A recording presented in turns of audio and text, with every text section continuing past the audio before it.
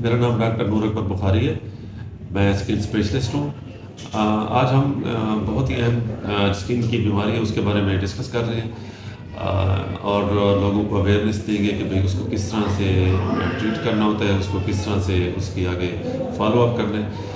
تو یہ ایک ڈیزیز ہے جس میں آپ نیچے دیکھ سکتے ہیں پکچر کے اندر، جس کے اندر چہرے کے اوپر کیل مہاسے بن جاتے ہیں، چہرے کے اوپر دانے بن جاتے ہیں۔ وہ کچھ دانے پیپ والے بھی ہوتے ہیں، کچھ دانے بغیر پیپ کے ہوتے ہیں، کچھ دانے کالے ہوتے ہیں جن کو بلیک کومیڈونس کہتے ہیں، بلیک ہیڈس، اور کچھ وائٹ ہوتے ہیں جن کو وائٹ ہیڈس کہتے ہیں۔ یہ مختلف عمر میں آتے ہیں اور اس کی مختلف وجوہات ہیں۔ امپورٹنٹ یہ ہے کہ جو امپورٹنٹ چیز ہے وہ یہ ہے کہ ان کو ہم نے ٹریٹ کیسے کرنا ہے۔ ان کو ہم نے اگر کسی کو خدا نخواستہ ایسی ڈیزیز ہوگی تو وہ کس طرح سے اس کو لے کے چلے گا اور کس طرح سے اس نے اپنے آپ کو ٹھیک کرنا ہے۔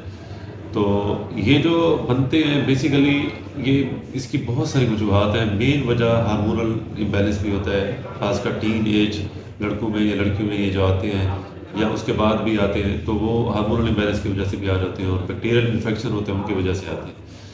تو اس کو ٹریٹ کرنے کے لیے سب سے پہلا تو یہ ہوتا ہے کہ پراپر کسی اسپیشلسٹ ڈاکٹر کو دکھانا چاہیے، کیونکہ یہ اگر اس کے اوپر کوئی عام کریمیں وغیرہ لگائی گئی جیسے کہ آپ یہاں پہ وہ کر سکتے ہیں، ایگزامن کر سکتے ہیں کہ جو مس مینجمنٹ کیا گیا ہے جس کی وجہ سے چہرہ لال ہو گیا ہے، چہرے کی ریڈنس ہو گئی ہے اور دانے بھی زیادہ ہو گئے ہیں، جلن وغیرہ بھی ہوتی ہے۔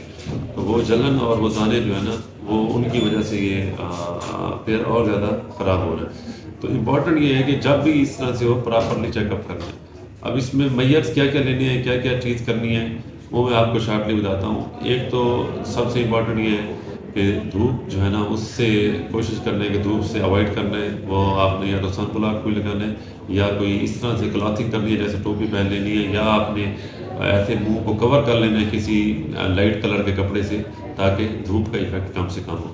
پانی زیادہ سے زیادہ پینا ہے تاکہ واٹر انٹیک زیادہ ہوگا تو جو چہرے کے مسام، چہرے کی جو چکنائی ہوتی ہے وہ آپ کی کم ہونا شروع ہو جاتی ہے۔